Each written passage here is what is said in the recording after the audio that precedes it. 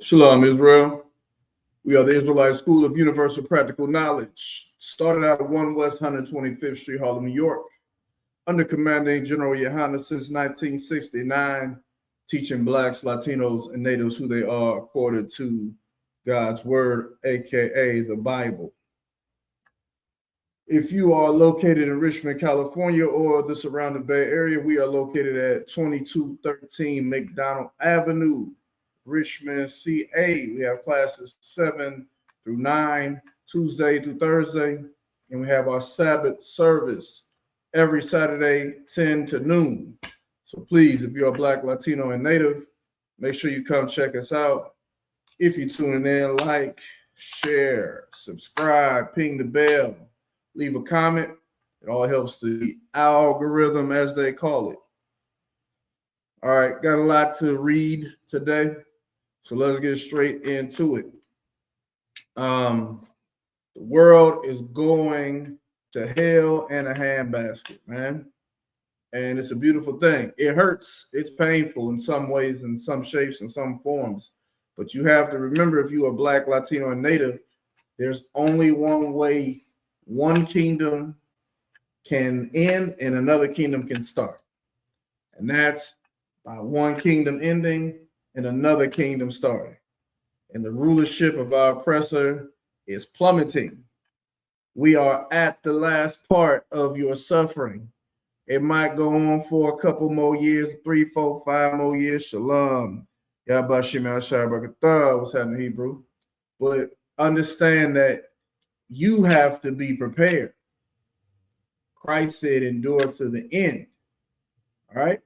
You're supposed to make your calling and election sure, meaning you have to put yourself in a position to be in the driver's seat.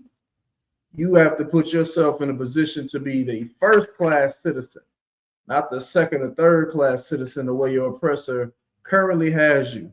All right? Anytime they have sayings like Uncle Tom or traitor, that means you're in a bad place because you're not winning the war. You're subservient to whoever the warlord is. And that only happened because your Christian church, your Catholic church, and all these other religions have taught you that God is all love and you don't have to keep any rules to serve and love your God. Your God will accept you the way you are. You could join that religion, he's okay with it. You could join that religion, he's okay with it. You could join that religion, he's okay with it. That's not how it works, children. That's what got us in this position that we're in today. So thanks be to the Lord for Christ and his sacrifice, as well as the Israelite School of Universal Practical Knowledge. There is one place that is teaching you. You have got to return to the laws of the Most High. I don't care what they're telling you in the world. I don't care what your grandma said. I don't care what your pastor father says. You do the hard thing. If they're not willing, you be willing. That's how you make your calling and your election sure. All right. So first off, we're going to read in the book of Judith, chapter 5 and verse 20. If you do not have a 1611 edition Bible, you can always go online to your app stores or your Play Store, type in KJV 1611 or KJVA. Make sure it has the Apocrypha. Download the app. It's on your phone. You can keep up with anybody that brings out scriptures. Or go on Amazon and purchase you a King James 1611 edition of the Bible. All right. All right.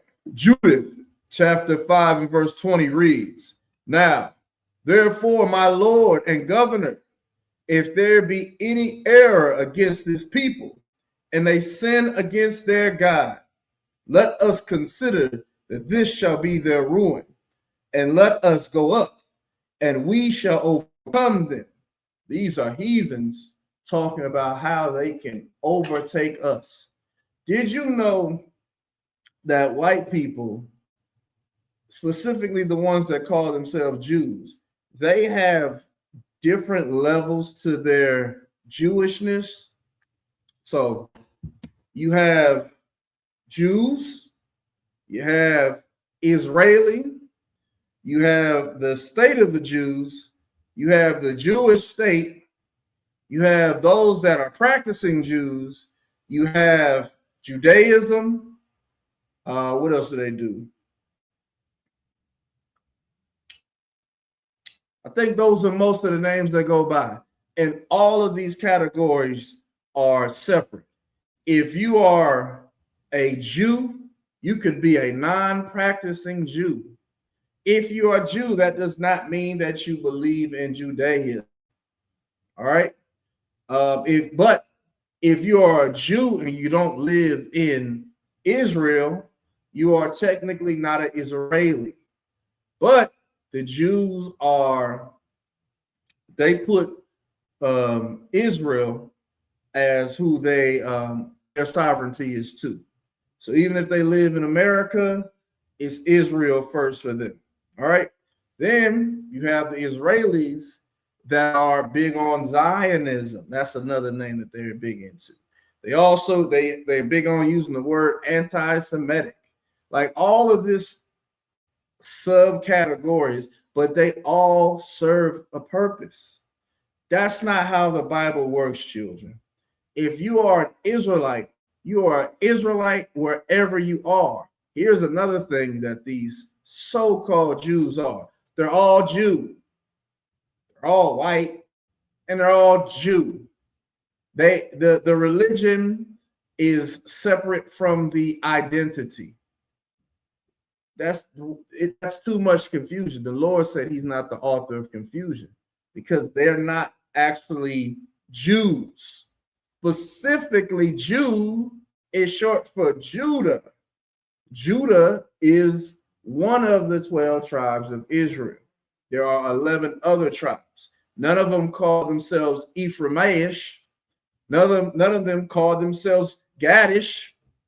They don't call themselves anything but the one thing that they know, and that's Jew, because for them, it was about money. They don't even care about the religion. One second.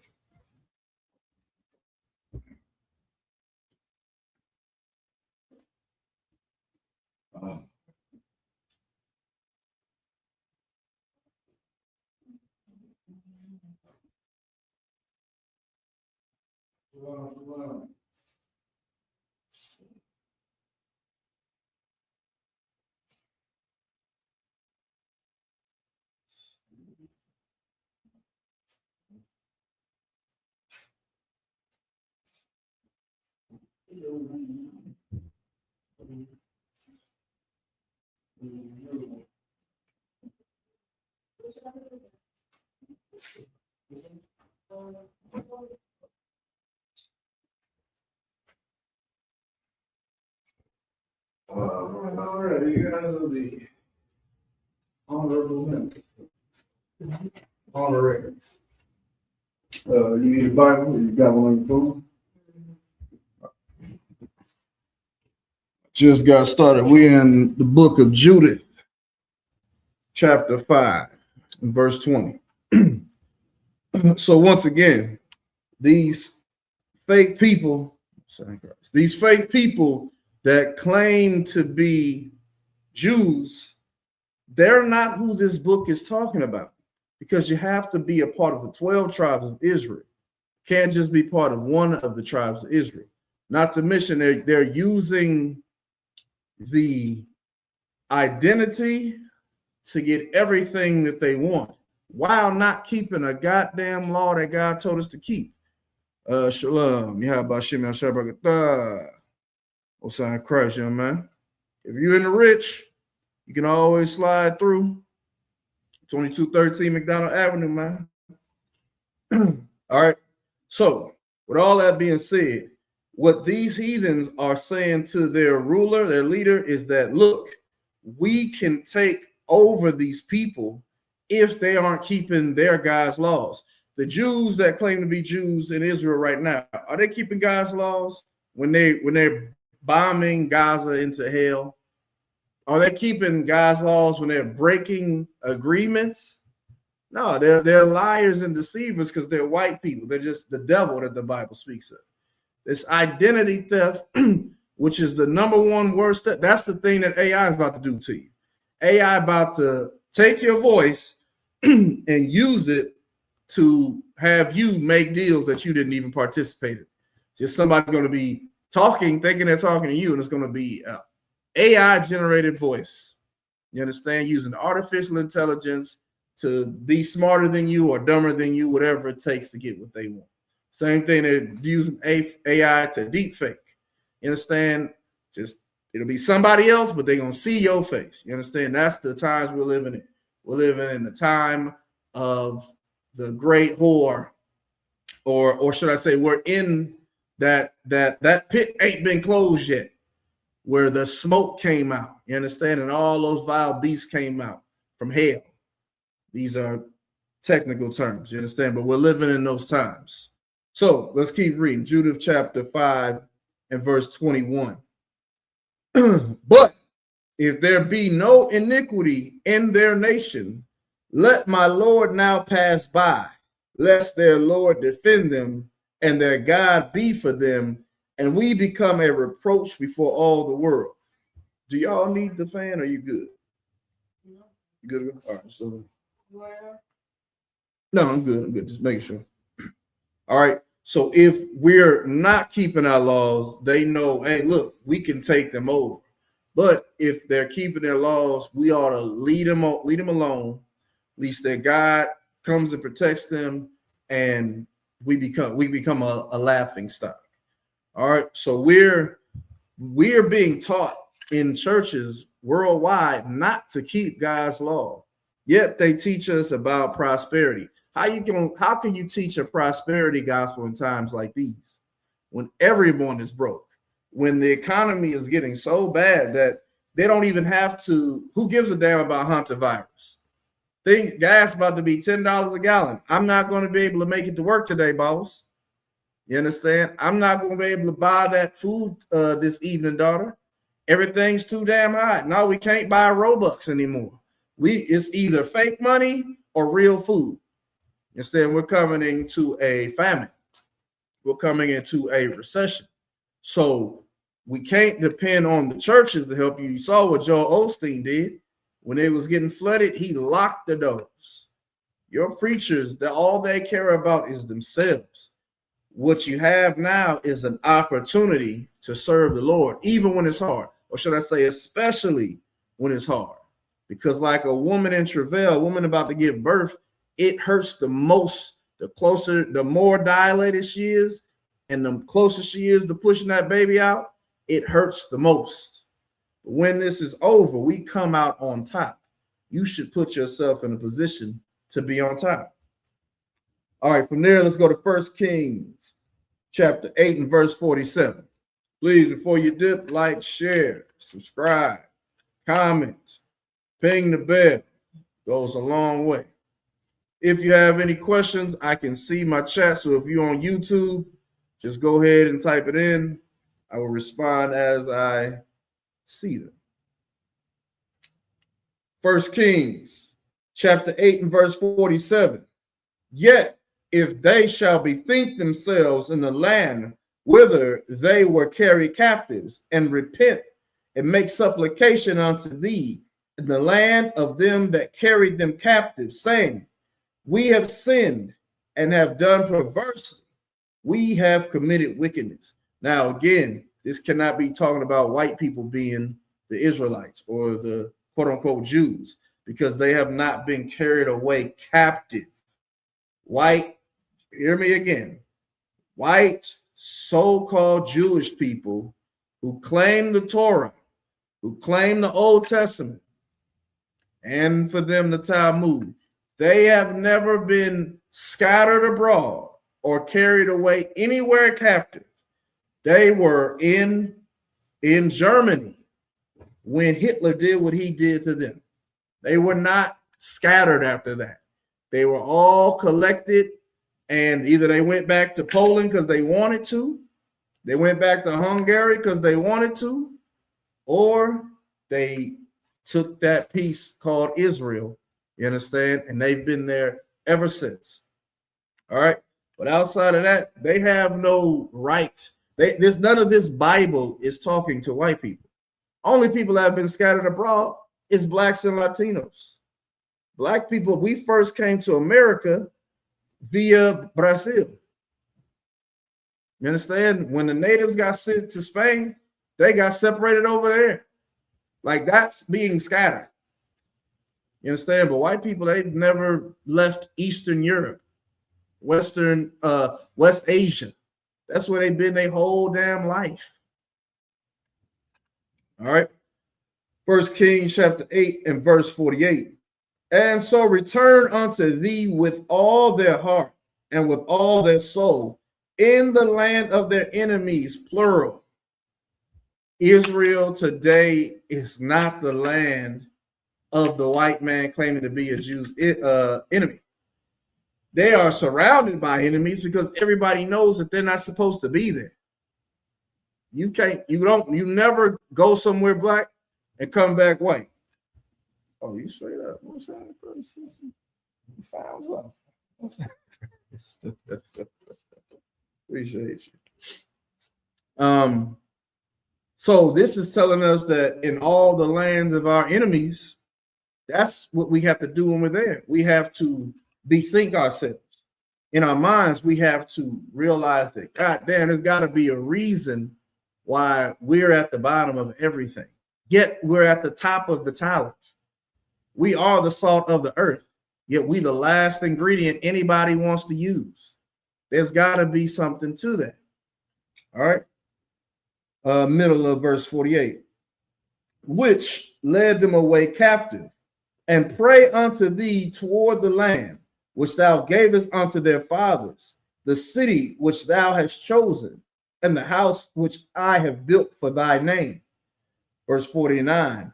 Then hear thou their prayer and their supplication in heaven, thy dwelling place, and maintain their cause. 50.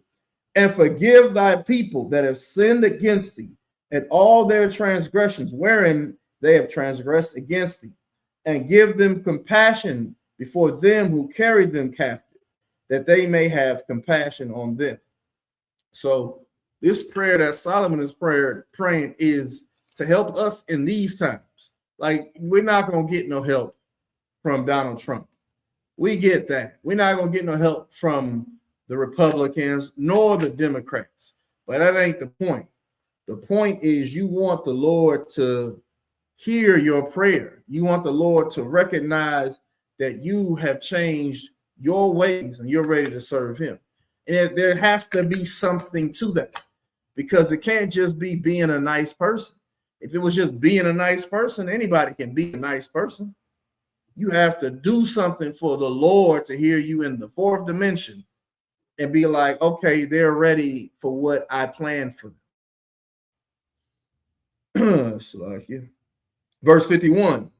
For they be thy people and thine inheritance, which thou broughtest forth out of Egypt from the midst of the furnace of iron.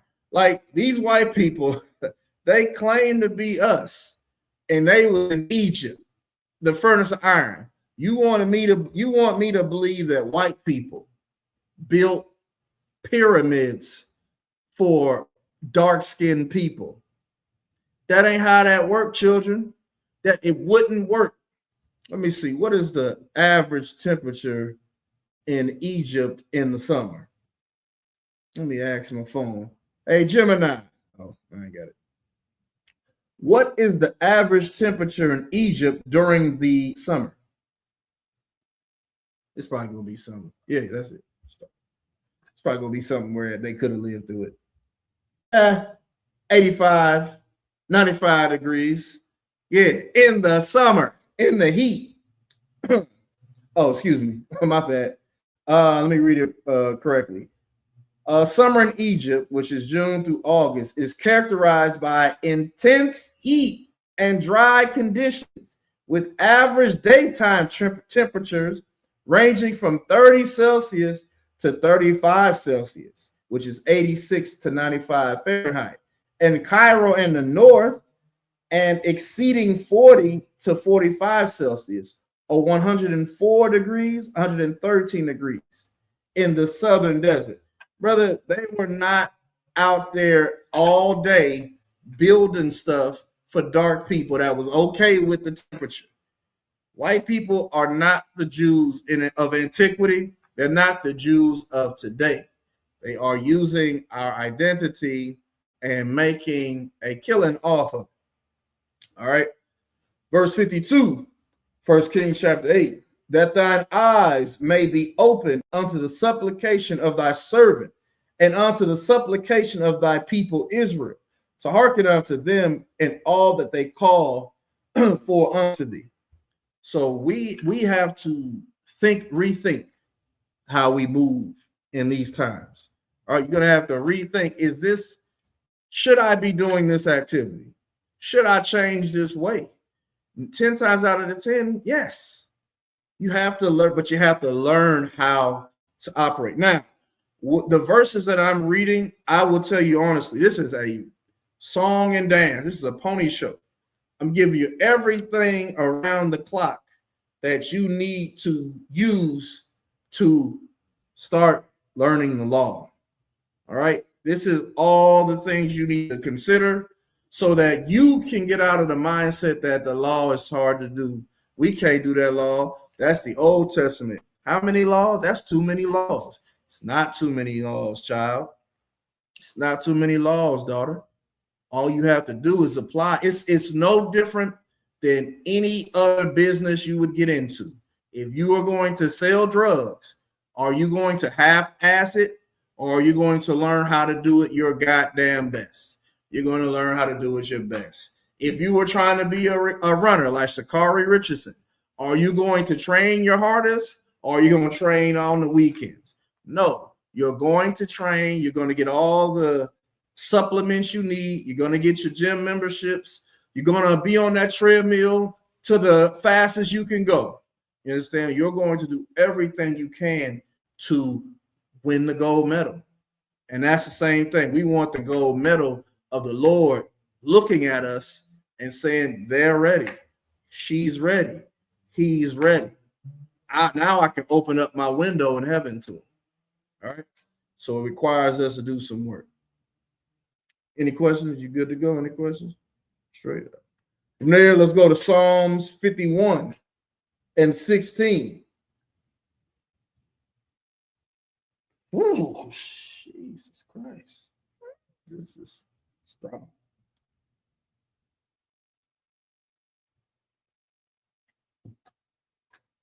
All right. What is this? Much appreciated. Psalm 51 and 16. For thou desirest not sacrifice, else would I give it. Thou delightest not in burnt offerings. 17. The sacrifices of God are a broken spirit, a broken and contrite heart. O God, thou wilt not despise. Meaning, you have to look at who you are and what you're going through and understand that desire to get better, not just better as a person, but better in life, that comes when you look at yourself and say, I'm done being superficial. I'm done with the status quo. If there's a way for me to get something better out of this life, I'll start now. I'm in the bottom of the bottom. That's the best place to start. You don't have to. It's good if you can start when you're at the top, but if you start at the bottom, you'll get the same reward in the end. But it's not about what you can give monetarily. You need to pay your tithes, of course, but it's not what you can give monetarily. It's what sacrifice. You have to sacrifice your inner person. All right, you have to sacrifice that old man to receive what the Lord really wants you to get. All right. You can't buy the Lord. You can't feed God. You understand? But what you can do is show him that this part of you is ready to change. That's all you got. Verse 18. Do good in thy good pleasure unto Zion. Build thou the walls of Jerusalem. We are Zion. We are Jerusalem. We want the Lord to do good unto us and build our walls. We need protection. All right. We out here like we're if Donald Trump turns his guns on Black Americans and Latin Americans as he is with ICE, which he's ready to rename NICE, like what can we do? We still fighting each other. Black people still hate Latinos. Latinos hate niggas. And it's like we have to get over that. We know who's oppressing us. You understand? And we need that understanding that we are una familia, that we are hermanas. That understanding is the first step to saving us, man. Gotta break through the white man's deception and lies and stereotypes. We are one family. We have to love each other, and we have to sacrifice. What's a good word for it? We have to sacrifice our pride. All right. From there, let's go to Ezekiel chapter 3 and verse 5. Once again, everything I'm giving you is to walk around so that you start to keep the law. The best way to keep the law, come into the Israelite School of Universal Practical Knowledge. It is a way of living, okay? It is a way of life. It is not exactly something, it's about common sense. It's about brotherhood and sisterhood, but you have to live it and see it and be a part of it to understand it. Okay, if I can do this, I can definitely do all the other things that God wants me to do. All right. Like, share, subscribe, comment before you dip. Much appreciated. All right, Ezekiel chapter 3 and verse 5. For thou art not sent to a people of a strange speech and of a hard language, but to the house of Israel. The house of Israel is all 12 of the tribes. All right. So I'm not speaking to Asian people, white people, Africans, Polynesians. I'm not speaking to any of these other nations because they are strange people. I'm speaking to people with a common struggle, a common upbringing. You know, people that maybe had both of their parents, but not all of us. I don't have neither one of my parents. You understand? So I'm talking to a people that can relate to that for whatever reason that is. I'm not talking to like white people. If white people get their car towed, they'll just buy another one or kick the tow truck man in the face and throw money at him and go to court. Not me. If I get told this, I can't even afford the Uber. You know what I'm saying? So I'm talking to a people that aren't of a strange culture that can understand and relate. Like, yeah, I'm in the same boat as well. All right. Verse 6. Not to many people of a strange speech and of an hard language, whose words thou canst not understand. Surely, had I sent thee unto them, they would have hearkened unto thee. What does that mean? Just look at Israel right now. Those are people that if you would have told them that they can become spiritually Israel, and these are all the blessings that come with being an Israelite, they clearly would take it and run with it. You understand? It's ours, and we think nothing of it. We think lightly of it. And I'm telling you, it's literally an opportunity of a lifetime. If Christ does not return, then you're going to come back in another 100 years, 200 years, 300 years. But if Christ does return and you die, not in the truth, not serving the Lord, man, you know, you didn't prepare yourself properly. Now is the time to learn, if you Black, Latino, Native, that you've heard about being Israelites. There's very few people in 2026 that have never heard of the Black Hebrew Israelites. Never heard of Latinos and Native Americans being Israelites. It's unheard of to say you've never heard it. It's not possible. All right. Verse 7. But house of Israel will not hearken unto thee, for they will not hearken unto me.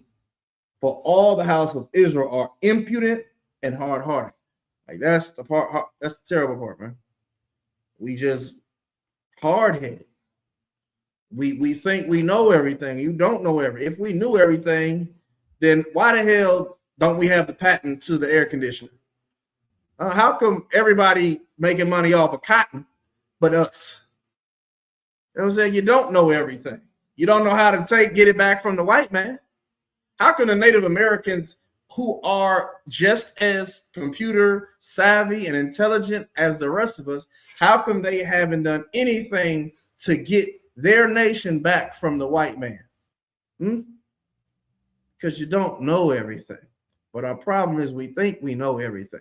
There's only one way to cast Satan out, and that's serving the Lord in spirit and in truth. All right. From there, Isaiah chapter 1 and verse 3.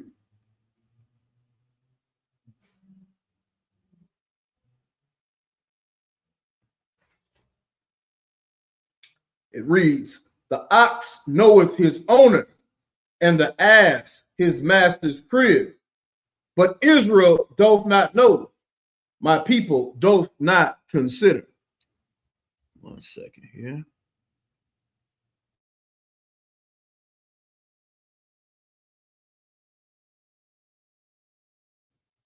All right. So the ox knows his owner. A dumb animal knows who owns him. And a jackass or a donkey knows where he lives. But the children of Israel, we don't know and we don't consider. That is the biggest part. It's one thing to not know. It's another thing we don't even consider. How the hell can we be African American? You know what I'm saying? How can Latino people be Spanish when they didn't come from Spain? You know what I'm saying? It doesn't. How is there a difference between a Native American and an American? You're not Native, so you can't be American. And when did they call themselves Americans? Natives didn't call themselves Americans. Like, we don't consider that something's wrong here. But when you do a little reading and a little history, you find out that there was a time when we knew exactly who we were as a people. It's just been beat out of us, man. They have schooled it out of us. They have terrorized our identity away from us. You know what I'm saying? That's how it happens. That's what you have to consider, that you're not who you call yourself today, because when you look at the history of what happened to your people, of course something terrible happened. Of course something was taken from you. They don't even want to give black people today reparations for what they did to black people 400 years. That'd be like saying you won't even give black people at the end of slavery reparations for the first black people that were enslaved, because they did now. You know what I'm saying? Like, the white man is such a devil. He feels entitled to tell you you don't deserve a damn thing. You know what I'm saying? Because he knows that he's miseducated you. You don't stand on the right business. The business of your identity, of your culture and your history, you should always stand on that. And if you stood on it, you would naturally separate from white people. If you stood on it, you wouldn't date white people, because who the hell would a Jewish woman date a German man and bring him home to her Jewish father after they lost 1 billion people died in the Holocaust? Do you think, knowing 1 billion people died in the Jewish Holocaust, that this white man, this Jewish man, and this white woman, this Jewish woman, could come together? This German and this Jewish person could come together with a Jewish father after 1 billion Jewish people were unalived in the Holocaust? Hell no. So why are we lusting and joining the people that oppress us? Because we don't consider. All right. Verse 4. I sinful nation, a people laden with iniquity, a seed of evildoers, Children that are corrupters, they have forsaken the Lord. They have provoked the Holy One of Israel unto anger. They are gone away backwards. Verse 5. Why should ye be stricken any more? Ye will revolt more and more. And the whole head is sick, and the whole heart is faint. Right? What is going to take it? You can't go. It doesn't get any worse than this. All of this is messed up. This has to get fixed. You can't love Satan any more than you've already loved him. He's not going to do anything for you. The Lord has punished you as much as you would need. You're at the bottom. You don't need it. What further punishment would you like? Would you like the earth to open up and swallow you? Because that's how low we are. You understand? And it's because we are not considering who we are. We're not willing to make a transition. All right. Y'all be watching Pop the Balloon. Well, the Lord got to keep popping the balloon as soon as we come out. We don't come out with the right energy. We don't come out wearing the right stuff. We don't come out sounding right. We just got to pop the balloon every time he sees us. When we going to give him something to look at and be like, okay, you might make it to the second round. You understand? We have to present ourselves properly to the Lord, and there's only way you can do that. It's the same way a child loves their parent, listening to them. That's how the parent know you love them, when you listen. When the child don't listen, parent knows you can't live without them, but they also know you're lacking in a very fundamental department. You understand? That's obedience. All right, let's keep going. Verse 9, Isaiah chapter 1, verse 9. Except the Lord of hosts had left unto us a very small remnant, we should have been as Sodom, and we should have been like unto Gomorrah. And you know what that with Sodom and Gomorrah? They got thermonuclear destroyed by fire and brimstone. You understand? Because it was just a place full of homosexuality, nasty homosexuality. So if you think homosexuality is bad today, imagine before the cameras, before running water. Imagine how disgusting that was when you got two stanky breath men doing the most disgusting things to each other. You understand? So yeah, we're like unto Sodom and Gomorrah right now. Had he not left a small remnant, we'd be all dead. Verse 10. Hear the word of the Lord, ye rulers of Sodom, talking about the people who lead blacks, Latinos, and natives. Give ear unto the law of our God, ye people of Gomorrah, talking about us. Verse 16, wash you, make you clean. Put away the evil of your doings from before mine eyes. Cease to do evil. 17, learn to do well. Seek judgment. Relieve the oppressed. Judge the fatherless. Plead for the widow. Verse 18, come now and let us reason together, saith the Lord. Though your sins be as scarlet, they shall be as white as snow. Though they be red as crimson, they shall be as wool. Like the Lord is telling us, man, do some thinking. Shalom, Yahweh Shemar, sis. Like the Lord is telling us, let's put the thinking cap on, man.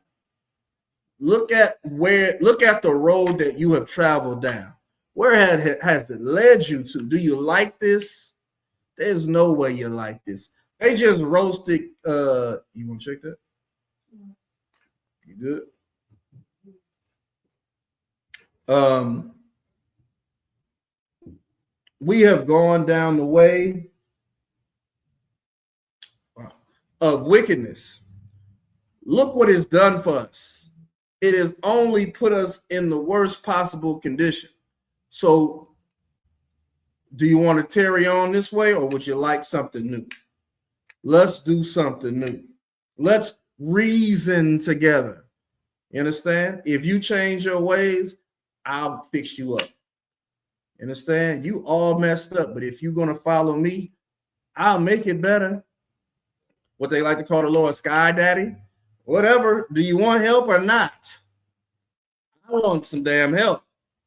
I'm gonna need some assistance. I ain't too proud to beg. You understand? With a contrite spirit and a broken heart. You understand? Let's keep going. Verse 19, Isaiah chapter 1. If ye be willing and obedient, ye shall eat the good of the land. 20. But if ye refuse and rebel, ye shall be devoured with the sword, for the mouth of the Lord has spoken it. That's how. That's where Donald Trump got to talking like that from. Like the Lord be giving you ultimatums, man. It's always do the left or the right, and you should always do the right. The left ain't did nothing for you. This is y'all right. Y'all, you know, boom, boom, boom, be on this camera. You understand? Like you should, with all your might, want to get the blessings of the Most High. This is not the blessings of the Most High. Your church has not blessed you from the Most High. No. That's why you was eating drinking the canned milk, the potted milk, no milk. You understand? Waffles, jelly, no sir. You understand? Because you've been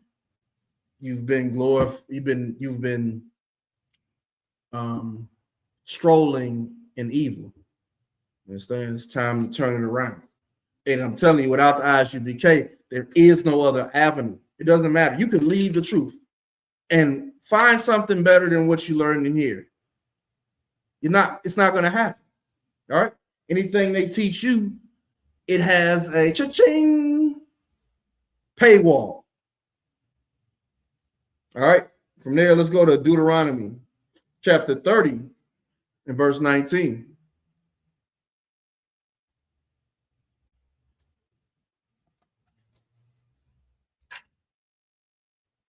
All right. I call heaven and earth to record this day against you, that I have set before you life and death, blessing and cursing.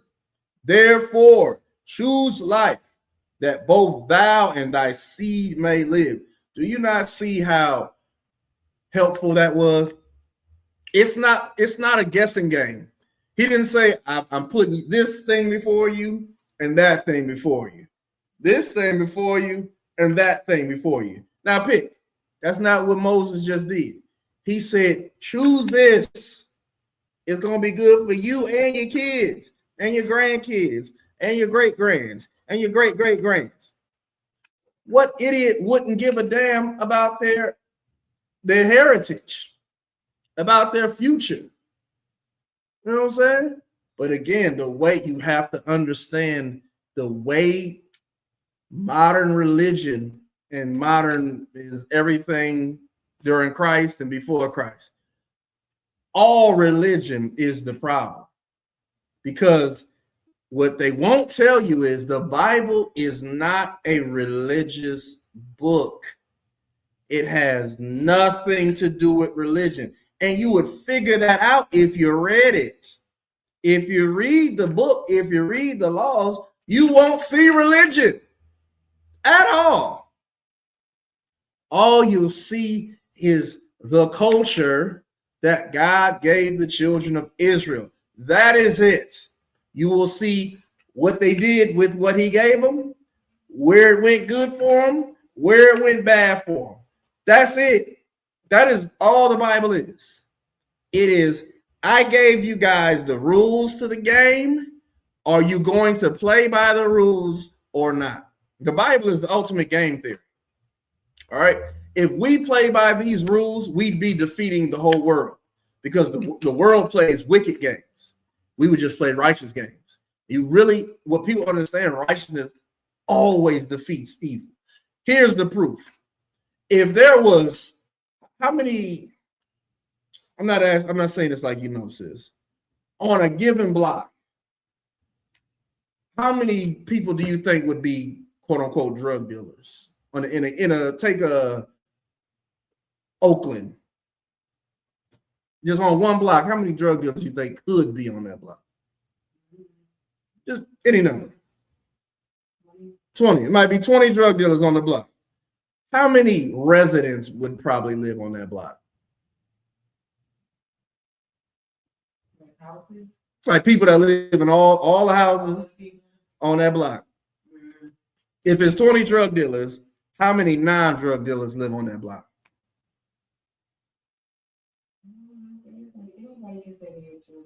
Yeah, but I'm just saying. I'll just say it. Let's say it's 20 drug dealers, right, on this block.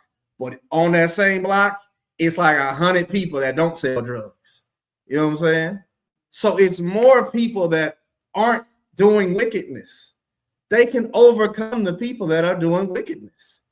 If we're going to do it gun for gun, 100 people with guns is more than 20 people with guns.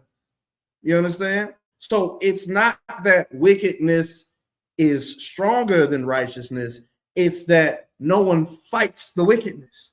They just let it slide.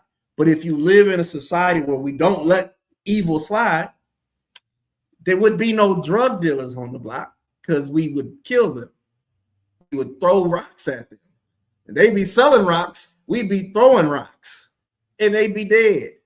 Because that's the society that we're supposed to be living in right now. We're not living in that society because the wrong people are in power. All right. Let's keep going. Deuteronomy chapter 30 and verse 20. All right, but again, I said all that just to say that Moses laid it out plain for everybody. He was like, I'm calling the Most High, the heavens, to record that I'm telling y'all exactly what to do and what not to do.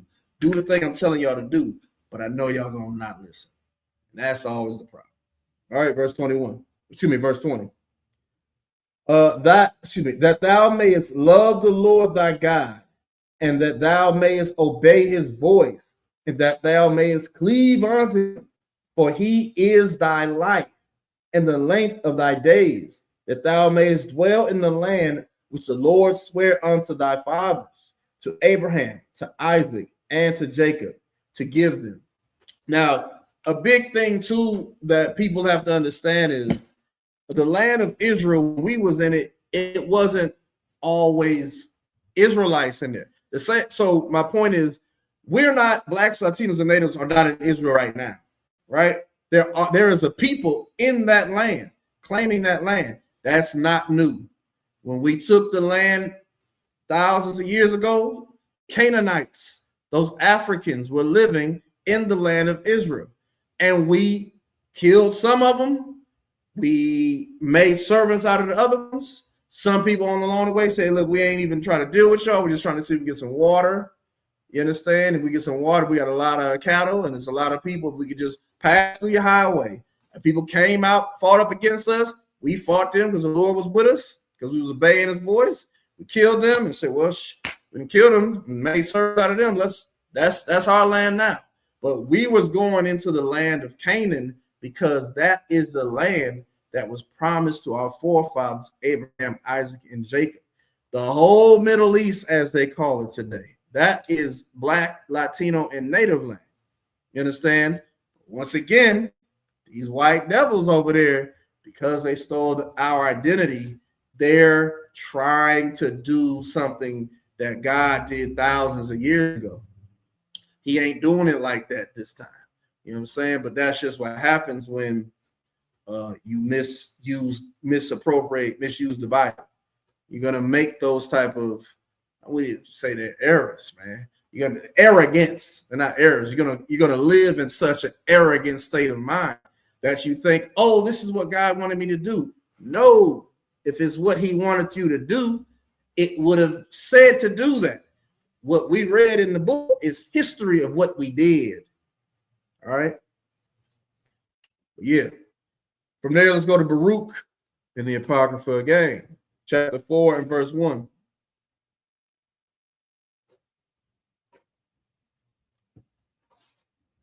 It reads, this is the book of the commandments of God and the law that endureth forever. That is what the Bible is. It is not a religious book. There is no religion, which is why it makes no sense for a religion to tell you what God said not to do. The religion is telling you to do the opposite of what God said to do. It would be like, how would I say? It's like a book that would teach you how to use brain surgery.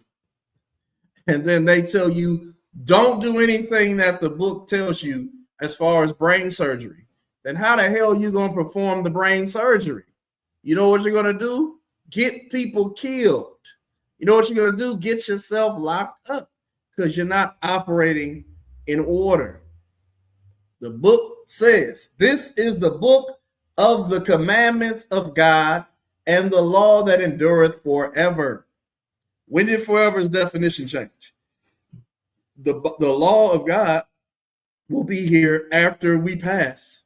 And when we come back, it will still be the law of God and it will endure. What part of forever?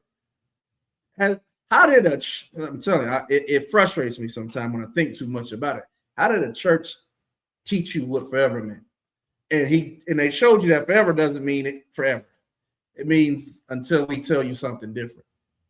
That's foolishness. All right. All they that keep it shall come to life, but such as leave it shall die. Like, why would that not be the temptation to keep the law? Shalom, Yahweh Shem Yahshua, all the way from Greenville, South Carolina. Most High in Christ, Most High in Christ. Hey, we got schools out there in your zone, but hey, the water for checking in, liking it. Please share it before you dip, young man. You left a comment, man, and subscribe. We absolutely appreciate that. Can't wait to have you in our next class. You understand? The book, not only did Moses say, do this that thou may live, the book itself is telling you that if you keep the laws of the Most High, you're going to come to life. What does that mean for you to come to life? That means you were dead. You understand? It also says those that leave it shall die. Meaning once you come to life, you shouldn't put it down. Once you learn how to serve the Lord, you shouldn't unlearn. That's why you should stay in the truth. Because if you're in the truth, okay, what you gonna do when you leave the truth? Wouldn't you just sin? It would make no sense. You know what I'm saying? It would make no sense to leave the truth and not sin. You might as well leave the truth and go do everything you want to do that's stupid and is going to put you to death, because you could just stay in the truth and live. All right. It's the same thing with the law. Once you learn to not eat pork, what would make you eat pork? Let me tell you what you should do when you accidentally chew in some pork. You should spit it out. Okay. You should not keep chewing and saying, oh, well, you know, that don't happen often. Spit it out. Make a show of it. Ah! Is that pork? I remember confession is good for the soul. I was at they used to have chicken bakes at Costco. And I was tearing them holes up, man. I was like, oh, this is good, this is good, this is good. And then Kassar Bakad, he was like you, sir, you eat the chicken bake? I'm like, yeah, it's chicken. He's like, I don't think so, sir. You gotta look at the back. I foolishly didn't read it because I just saw chicken bake. I didn't think, oh no, the bake meant bacon.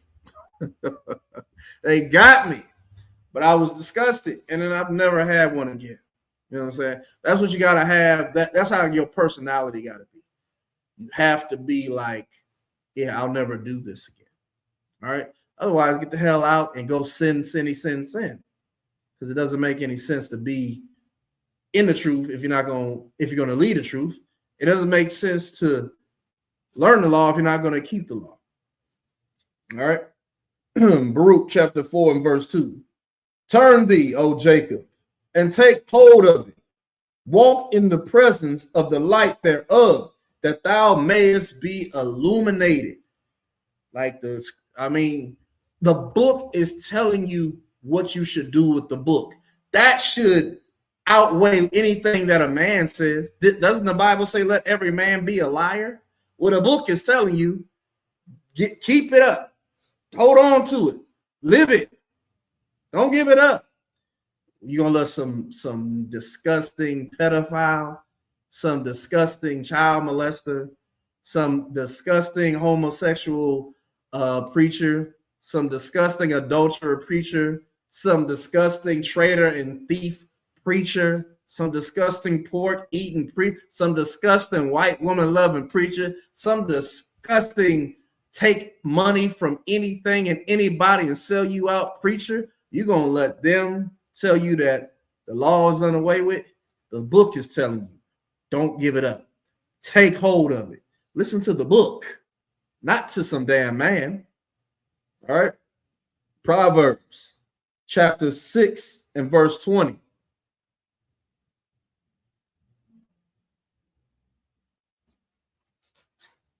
It reads, my son, keep thy father's commandment and forsake not the law of thy mother.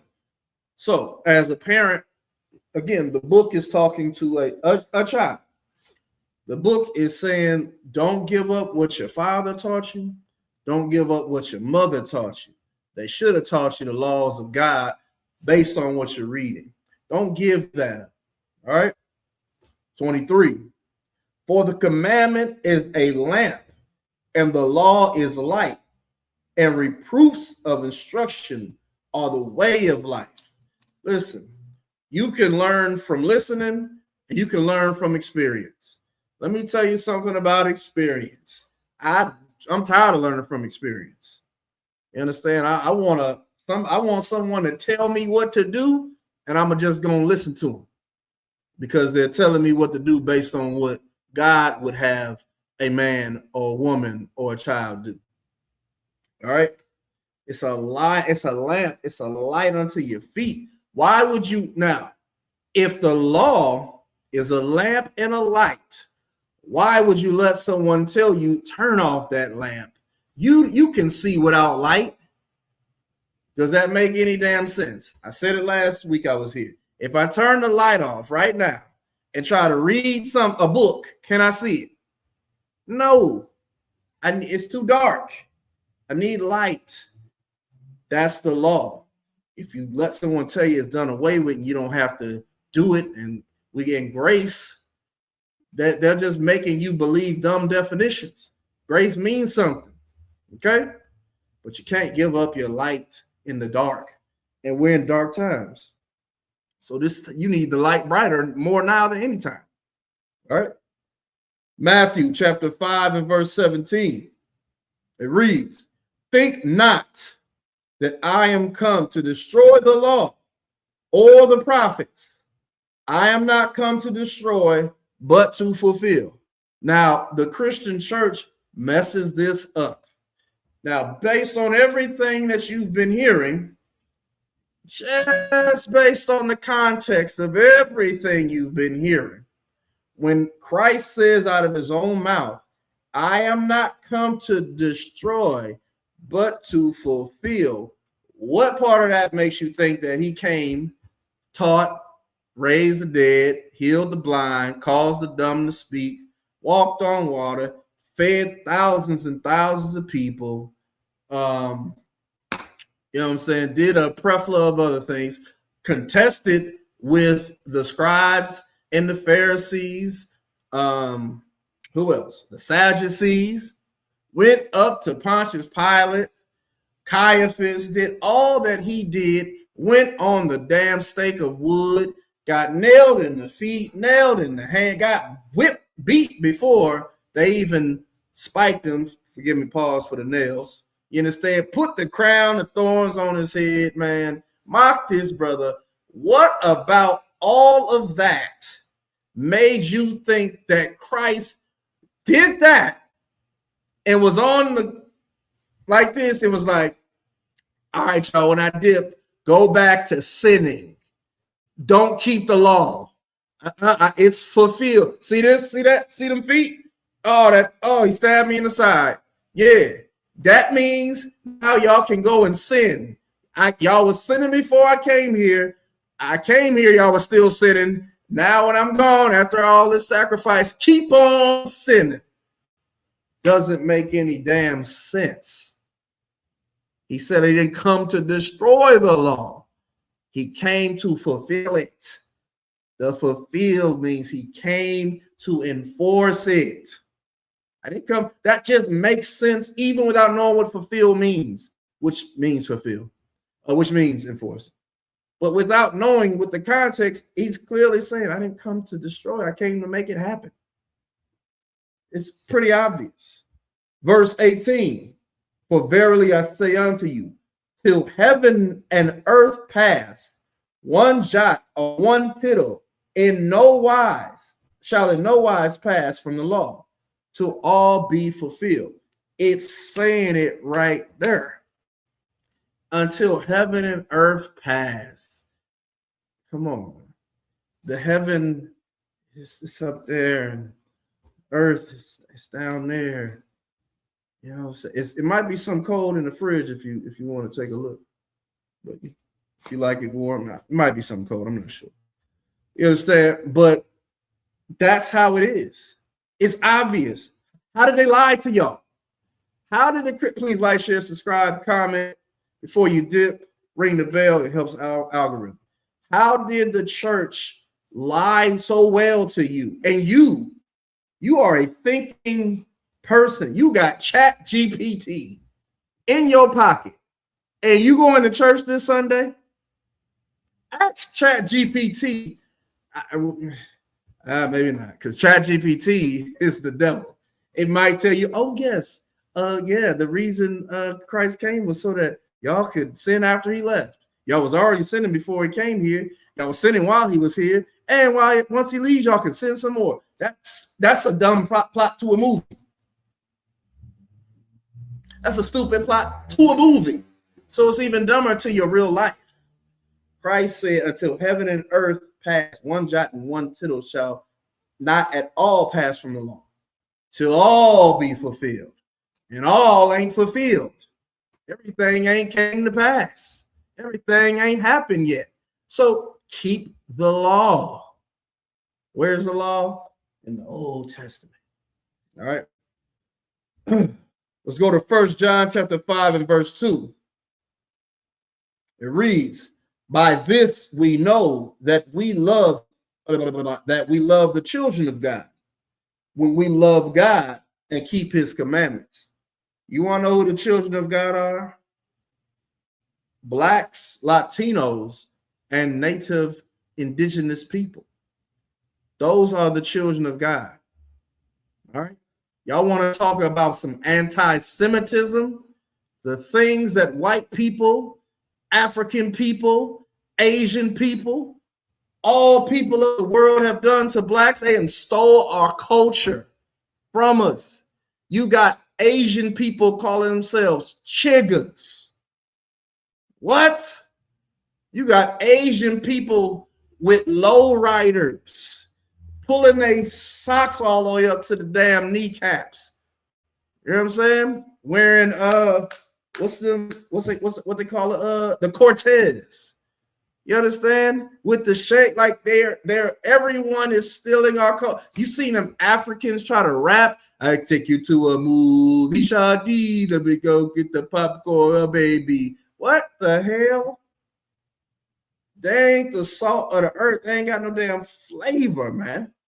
But yet and still, everyone has stolen from us. No one has given us the proper love. You understand? That's anti-Semitic.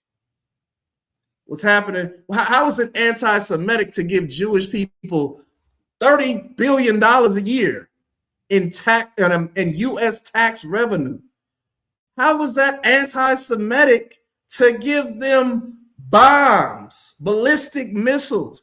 They stole our nuclear plants and built a nuke in Israel. How is that anti-Semitic when they have the Iron Dome, the David Sling? They get everything. They get to come to America and rip off the welfare system. They have private communities. They police their communities. They have synagogues everywhere. What where's the anti-Semitism, man? It doesn't exist. They've created it. But the way that we have been treated by the world, by our oppressor, man, that's anti-Semitic. All right. Let's read that again from the top. 1 John chapter 5, verse 2. But this we know, that we love the children of God, when we love God and keep his commandments. Verse 3. For this is the love of God, that we keep his commandments, and his commandments are not grievous. Man, this is the New Testament, right? You know the New Testament is still 2,000 years old. You probably didn't know that. It's still old by today's standard.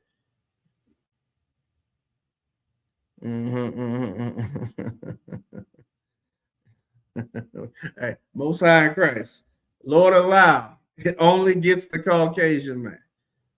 I think they be saying a lot of stuff, but they're saying Hunter.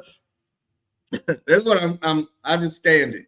They say Hunter in Hebrew means scam. This might just be some made up stuff. I haven't verified it, but it is a scam virus. And I hope it only takes out our oppressors. You know what I'm saying? But otherwise, man, mask up, glove up, keep your distance from people. I think you could tell your boss this, and we should be all right. It's just we went through COVID. I don't think we can go through another one of these. I can't. All right. All right. Keeping the Lord's commandments is not grievous. In the New Testament era, this is what you're supposed to use if you're a Christian to make you learn how to, what is God's laws? The commandments are God's laws, if you didn't know. All right. So if it's saying in the New Testament that this is how you know you love God, by keeping his commandments, and that his commandments are not hard to do, you should be keeping the commandments. You know what that'll do?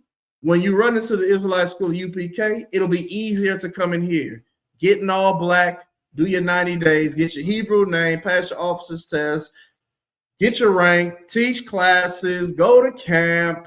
What else? What else we doing here? Save the fatherless, protect the widows. What else we doing here? Kick it with your brothers, kick it with your sisters, go to Passover, go to high holy days. Be a regular human being that keeps the law. It's not really hard to do what we do. You think this is hard to do what I'm doing right now? This is simple. All I had to do was sit in class and get all the breakdowns. Now I'm able to teach. That's not hard to do. From there, give me Mark chapter 12, verse 29. All right. And it reads, and Yahweh shall, or as it is written, and Jesus answered him, the first of all the commandments is, hear, O Israel, Shema Yasha'Allah, the Lord our God is one Yahweh. Yahweh Allah Hayanawa, Yahweh Akkad, man. The Lord our God is one Yahweh, one God.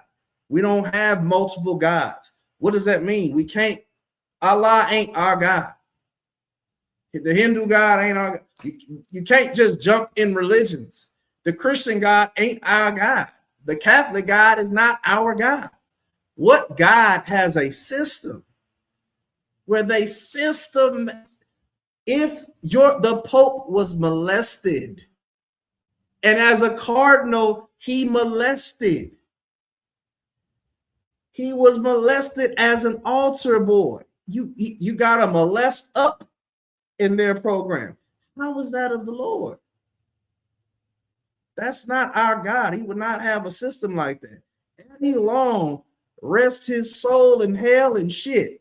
When he was alive, he was taking advantage of boys, turning them out, caught AIDS. They said he had cancer.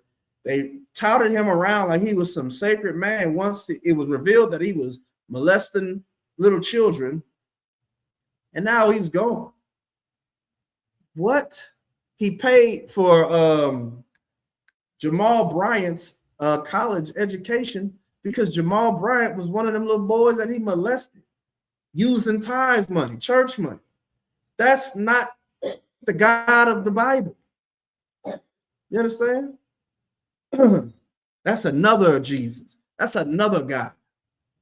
All right, verse 30. And thou shalt love the Lord thy God with all thy heart, and with all thy soul, and with all thy mind, and with all thy strength. This is the first commandment. If you do the first commandment, you're going to keep God's laws. You just read his laws ain't grievous. So the first law, the first commandment is to love with all your heart, mind, and spirit. That means you're going to focus on what pleases the Most High. All right. You're going to take that broken spirit and that contrite heart, and you're going to turn it into action. I'm going to put down the cigarettes. I'm going to put down the crack. I'm going to put down the heroin. I'm going to put down the fentanyl. Put down the meth. You got to put it down. It's enough. You understand? But you have to have that mindset. That's the first step. I have to get unaddicted to the world around me. All right. You can be addicted to other things too. All right. But above verse 31, Mark chapter 12, verse 31. And the second is like, namely this, thou shalt love thy neighbor as thyself. There is none other commandment greater than these, right? It's brotherly, it's sisterly to care about your brother and sister. You can't keep the law without loving your people. It just doesn't work anywhere else. You can't, like the law says, thou shalt not covet thy neighbor's wife. You got to love that brother to not covet his wife. It means when you look at her and you want her and you're like, oh my God, she checks all my boxes. Now I just need that box. You say to yourself, that's my brother, and I love him. I wouldn't want another brother to do this. I wouldn't want another brother to do to his wife what I want to do to her. So I'm not going to do to his wife what I want to do to her. I'm going to cool that spirit off. That's his wife, so that's my sister. I wouldn't have sex with my sister. You understand? That's the change in your mind that has to exist. All right. You have to fight the hatred for your brother, because a lot of people, they know the law, but they hate the law. You understand? Because they want to do an eye for an eye. That's the culture that Christ is trying to get us out of. All right. 2 Timothy, we're almost out of here. Not really, but I will cut it short at 9 o'clock. 2 Timothy chapter 2 and verse 3.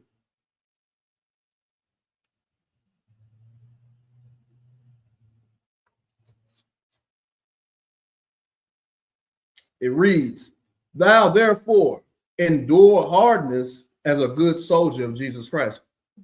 You think I'm telling you to do something you can't do, that I can't do, that we don't have to do? You have to endure hardness.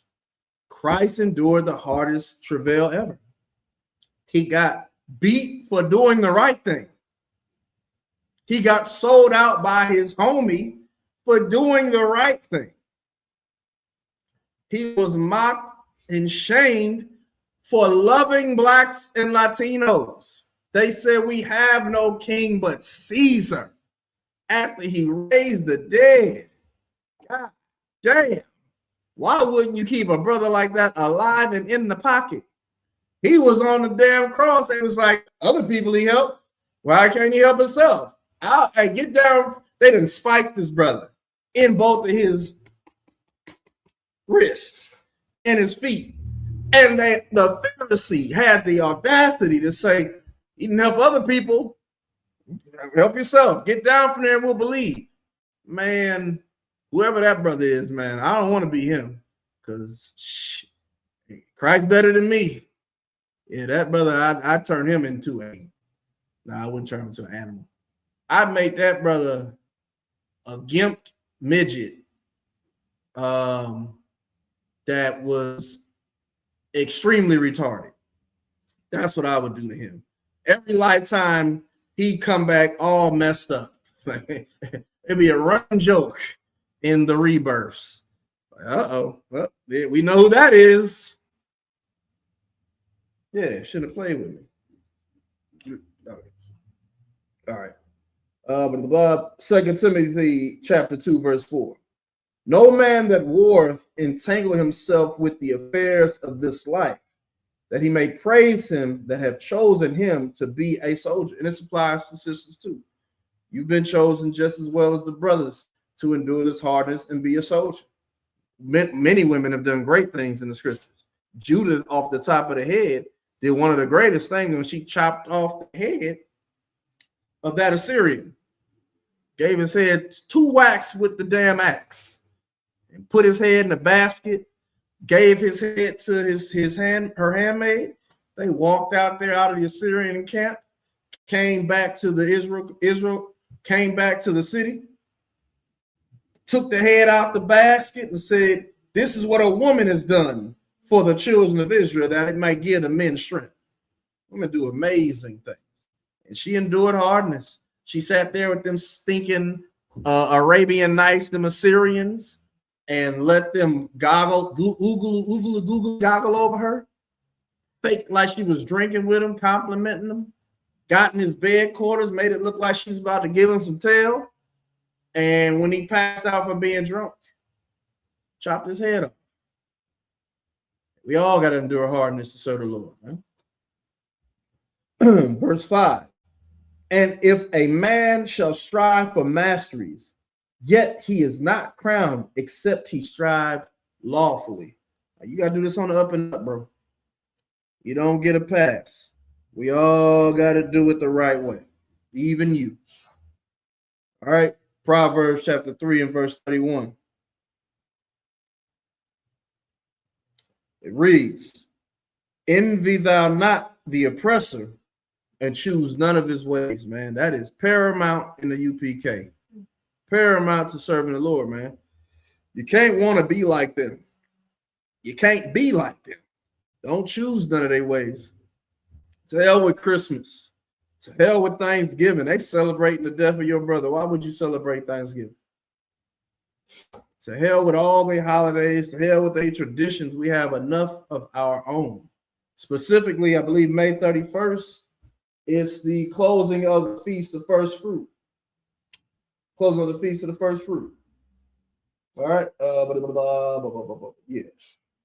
So this might be an older one. Yeah. It's an older one. You understand?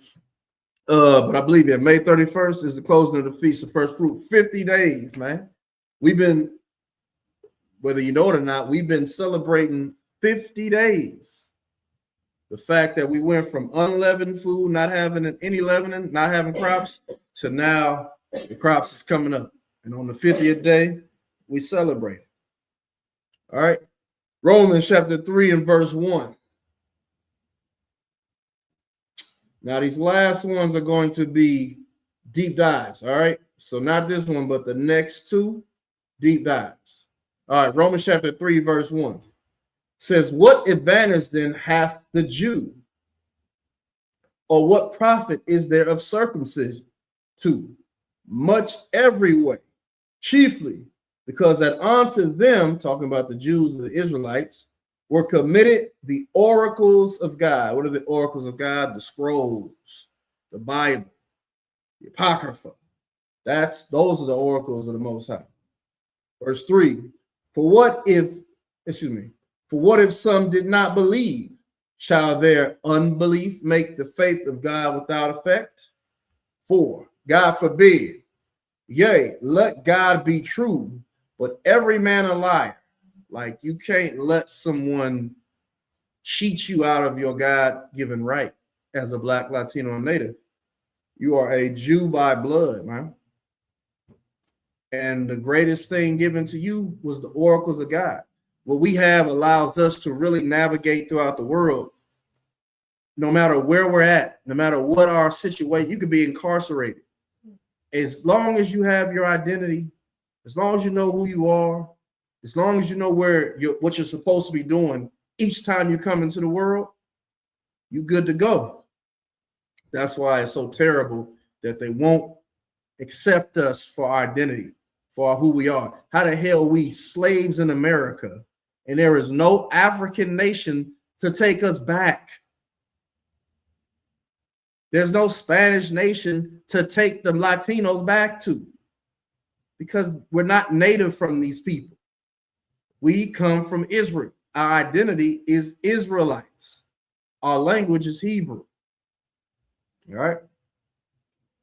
Rest of that verse. As it is written, that thou mightest be justified in thy sayings, and mightest overcome when thou art judged.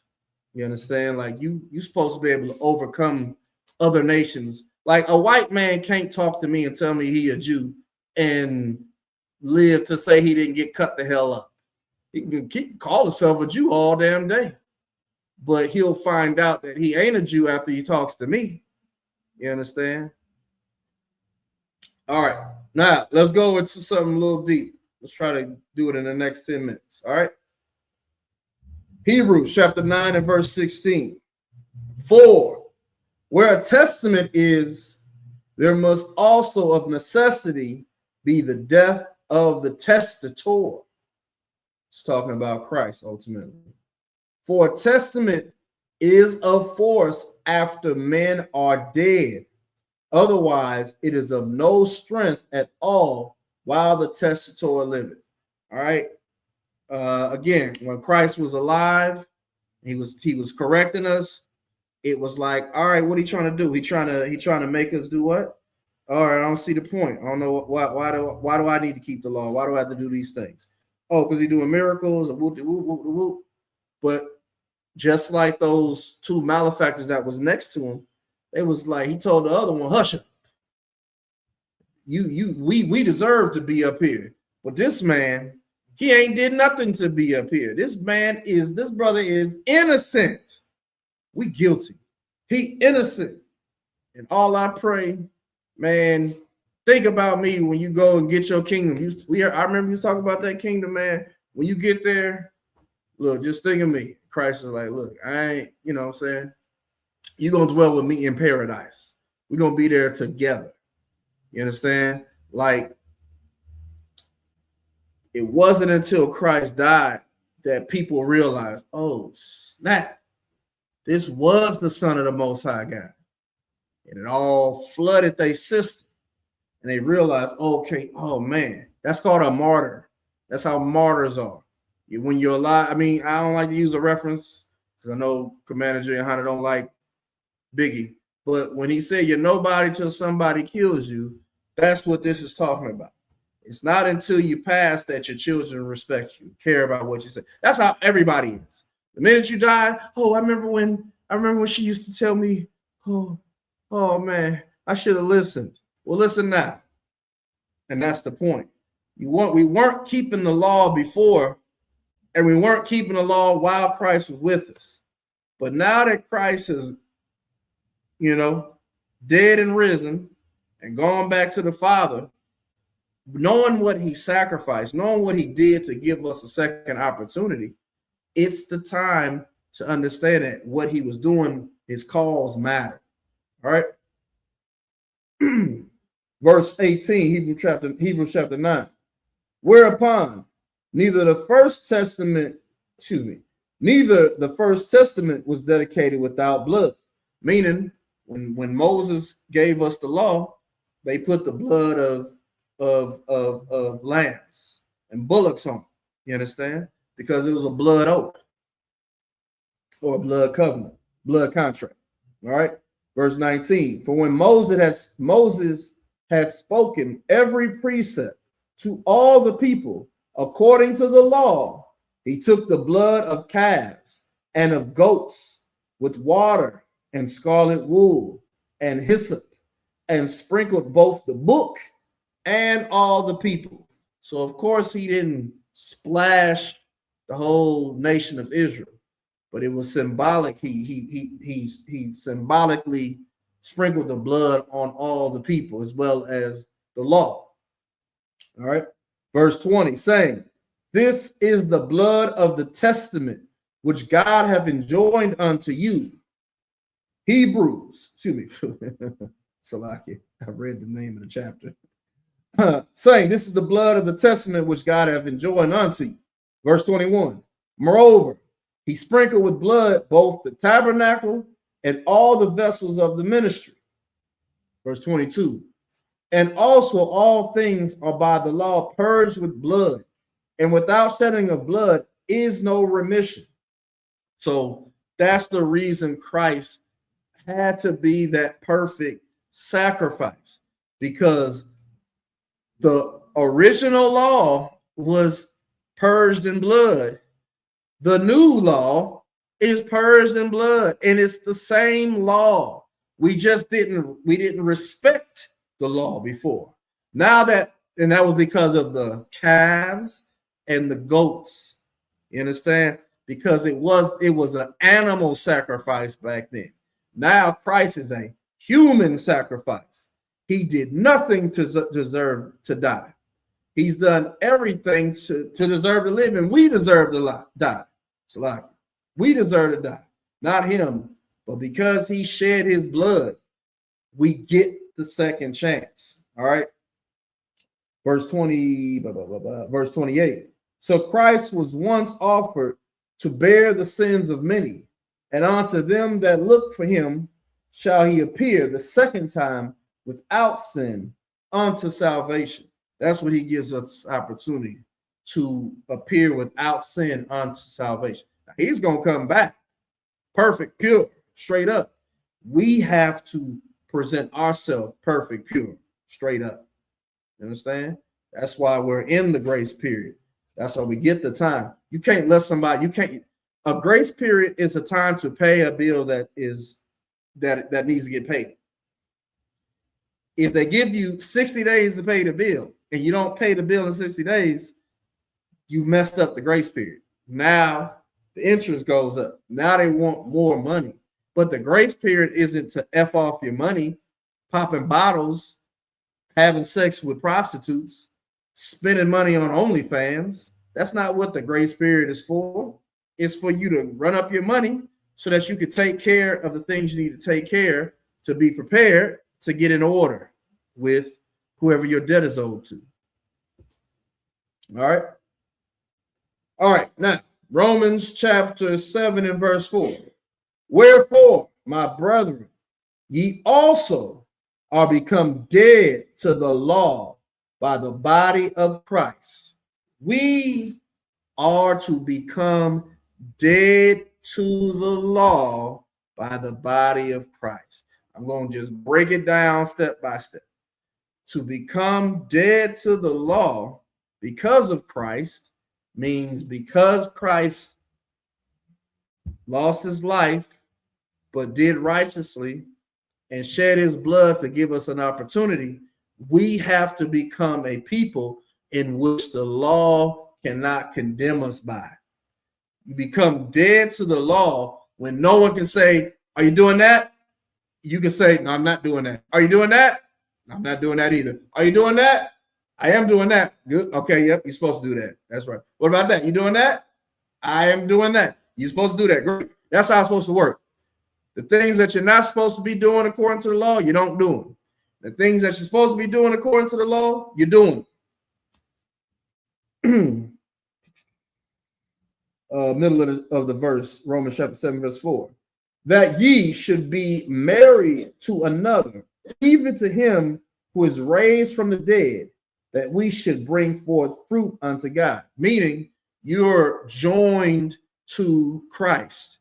Christ died and lived a specific lifestyle because we are friends and not servants to him, as he said out of our own mouth, because he puts us on a level playing field with him. Be ye therefore perfect as your Father in heaven is perfect. How do you become perfect? Keeping the law. That's all the Bible is telling you to do. Keep the damn law. Keep the law. Stop letting people tell you not to keep the law. Be brotherly to people that look and have the same history as you. Love the Most High with all your spirit. Keep the law. It's not hard to do. That's all the Bible is saying. Literally. All right. Romans chapter 7 and verse 5. For when we were in the flesh, the motions of sin, which were by the law, did work in our members to bring forth fruit unto death. So by keeping the law, we bring forth fruits unto God. We bring forth the right sacrifice that Abel gave. All right, we come with the right sacrifice, not the sacrifice that Cain gave, which was the wrong sacrifice. That's the sacrifice unto death. We want to come with the sacrifice unto God, which is life. All right, I'm gonna read that verse again.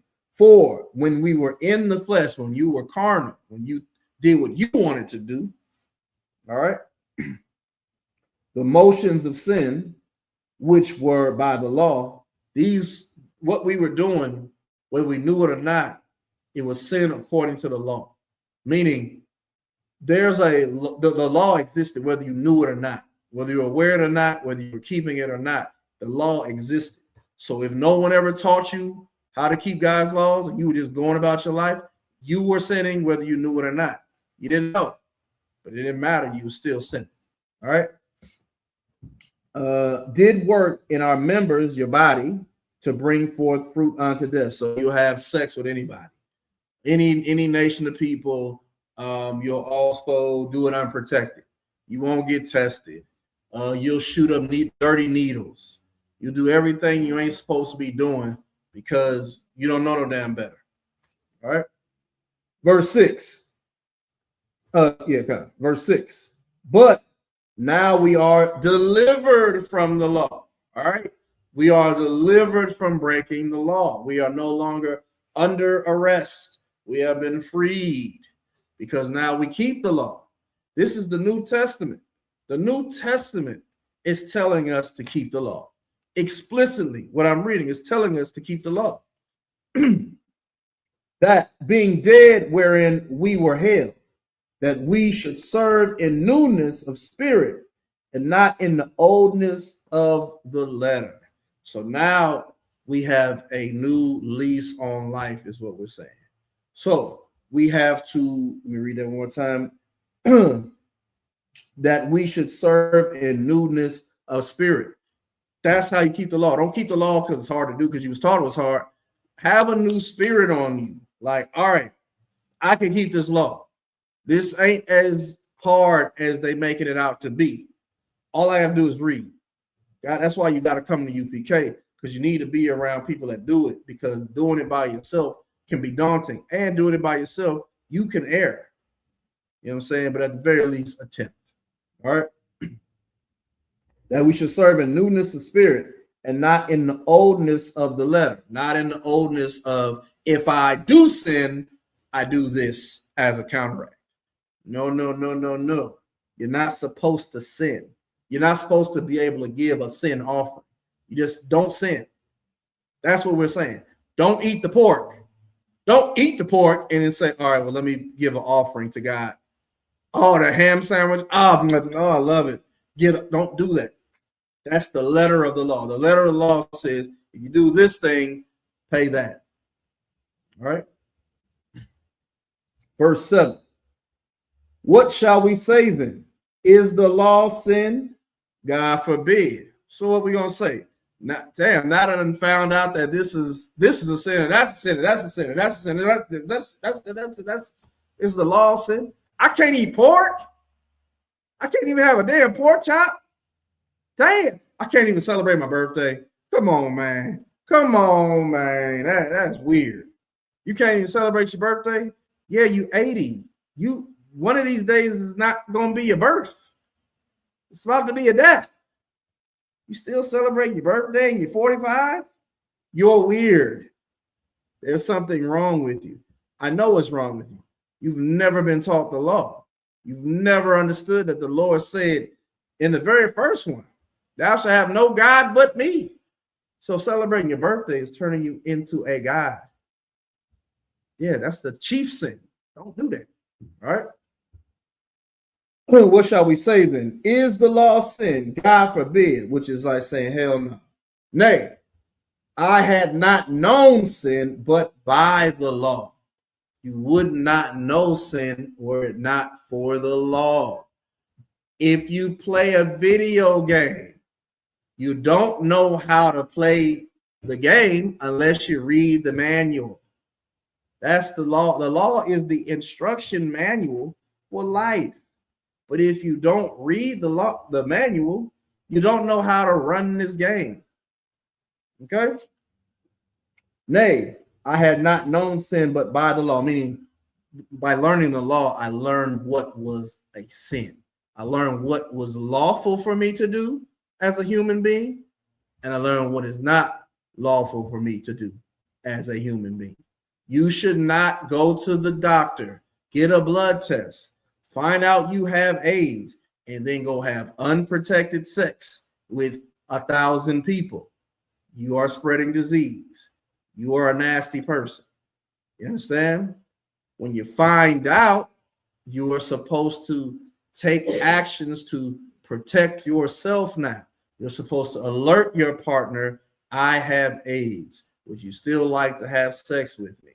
9 times out of 10, they're going to say no. But if they do say yes, well, we need to take certain precautions. I need to make sure that I'm not spiking, and you need to use protection. I need to use protection. But that is how you're supposed to be. You're not supposed to just be somebody just out there that learns the right thing, does anything they want. All right. 4, I had not. Let me read that one more time. What shall we say then? Is the law sin? God forbid. Nay, I had not known sin, but by the law. For I had not known lust, except the law had said, thou shalt not covet. Meaning, I didn't know it was a lust before I read, thou shalt not covet. If you covet what belongs to someone else, you're lusting after something that belongs to them. Oh, I didn't know that's what that feeling was. I didn't know that's what that was called. Now that I know that feeling where I want something that belongs to somebody else and I have absolutely no right to get it from them, that's lust.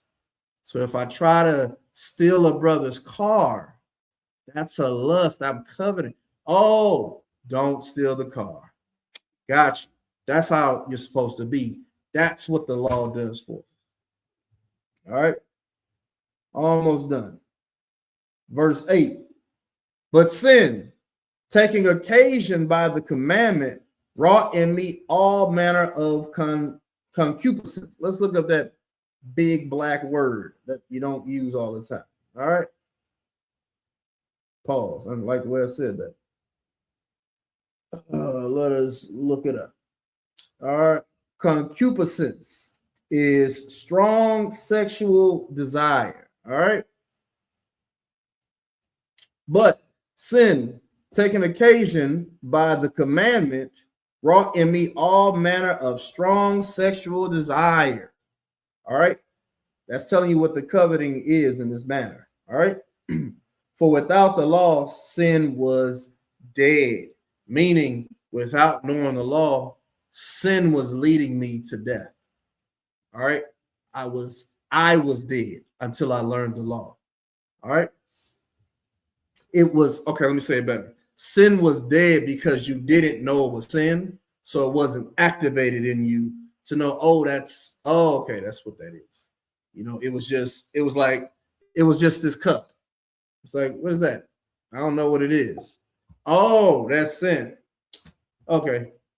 Shit, I thought that was just a dead thing, but it's a thing to not do. That's what the law is supposed to do. It's supposed to be like activating your engine, get your motor running. And the law helps you to know, all right, I'm up and running. Now I can operate.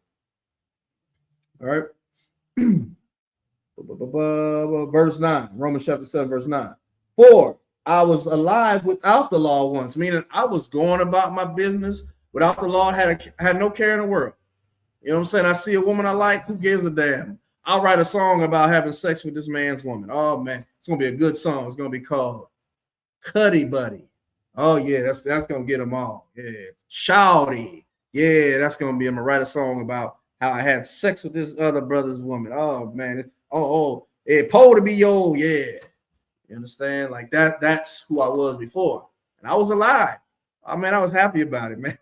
And hey, play my new hit, Cuddy Buddy. Poe to be yo. What is it called? Shouty. Yeah, play that. It's a good song. It's a terrible song. You know what I'm saying? But I was alive back then. Go ahead. So like I'm going to read.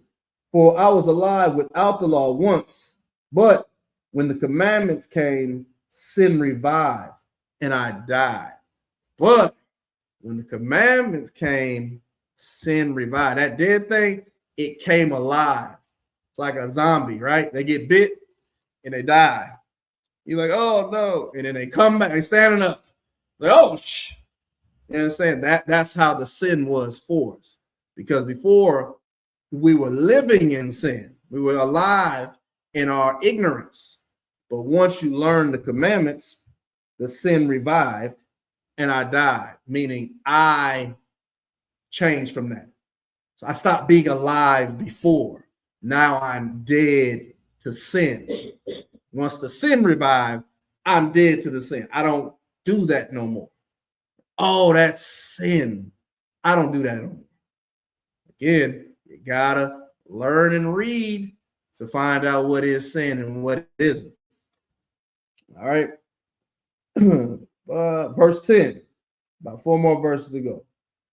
And the commandment which was ordained to life, I found to be unto death, meaning I didn't like it. Once you find out how you're supposed to serve the Lord, it's easy to not like it. Like, oh man, this is some bullshit, man. The life I used to live felt better. I liked it better. But now that I learned this new life, I don't like it, man. So deal with it. All right. Verse 11. For sin, taking occasion by the commandment, deceived me, and by it slew me. You understand? The sin is calling you. You understand? Once you learn the truth, now you're fighting a spiritual battle. You understand? You were fighting your flesh a minute ago. Now you're fighting the spirit and the flesh. Your spirit wants to do the right thing by the Lord. Your flesh wants to do the old thing. All right. Verse 12. Wherefore the law is holy, and the commandment is holy, and just and good. Verse 13. Was then that which is good made death unto me? God forbid. Meaning, so I know the law is holy. I know the commandments are holy, just and good. Does that mean the good thing is death for me? Like, is the good thing killing me? God forbid. Hell no. All right. But sin, that it might appear sin, working death in me by that which is good, that sin by the commandment might become exceeding sinful. The point is, the sin is supposed to become terrible to you. You're supposed to look at the way you used to be and be like, I can't never be like that no more. God, oh my God, what was I doing to myself before? It's got to become exceeding sinful. Verse 14. For we know that the law is spiritual, but I am carnal, sold under sin. You understand? The law is what your spirit wants, but your flesh wants to be controlled by your flesh, not by the spirit. All right. You have to learn how to fight. There's only one way to learn how to fight. You got to go to the place where they fight. That's the Israelite school, the UPK. But you have to read what they're telling you not to read. And that's the law. Christ out of his own mouth said he didn't come to turn you away from the law. Christ came to cause you to keep the law. When you see his sacrifice, when you see that it's not hard to keep these laws, when you see that the lifestyle that you have been living is why your life is the shithole country that it is, you have to be like, well, I want to change that. Even if your life don't change rapidly, instantaneously, are you trying to change it? The white man is bringing World War III to a neighborhood near you. Are you prepared for the return of Christ or not? Now would be the time to make a change, man. And it's all up to you. And it's not hard to do. All right, with that, That'll conclude this class. We are the Israelite School of Universal Practical Knowledge. Started out at 1 West 125th Street, Harlem, New York. Shalom. Most High Christ, Most High Christ.